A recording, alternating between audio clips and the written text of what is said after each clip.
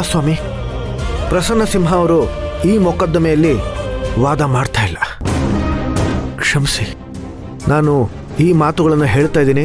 ಆದರೆ ನಾವು ಅವರ ಮೇಲೆ ಇಟ್ಟಿರ್ತಕ್ಕಂಥ ನಂಬಿಕೆ ಸಂಪೂರ್ಣವಾಗಿ ಕಳ್ಕೊಂಡಿದ್ದೀವಿ. ಇಲ್ಲಿ ದುಡ್ಡಿನ ಪ್ರಾಬಲ್ಯತೆ ಜಾಸ್ತಿ ಇರೋದ್ರಿಂದ ನಮಗೆ ಬೇರೆ ವಕೀಲರ ಮೇಲೂ ಭರವಸೆ ಇಲ್ಲ. ಹಾಗಾಗಿ ಈ ಮೊಕದ್ದಮೆಯ ಪಾರ್ಟಿ ಇನ್ ಪರ್ಸನ್ ಆಗಿ ನಾನೇ ವಾದ ಮಾಡೋದಕ್ಕೆ ನಿರ್ಧಾರ ಮಾಡಿದ್ದೀನಿ.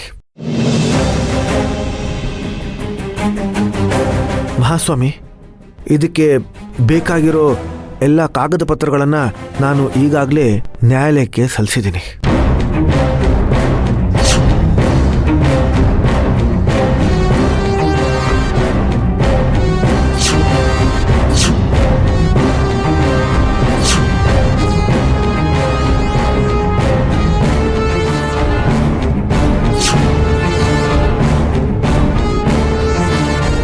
ಮುಂದುವರಿಸಿ.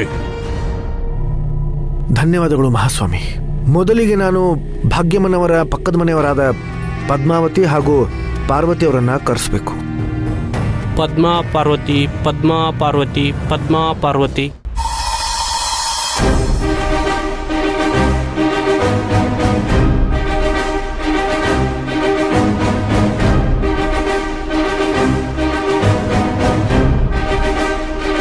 ತಾವಿಬ್ಬರು ಎಲ್ಲಿರೋದು?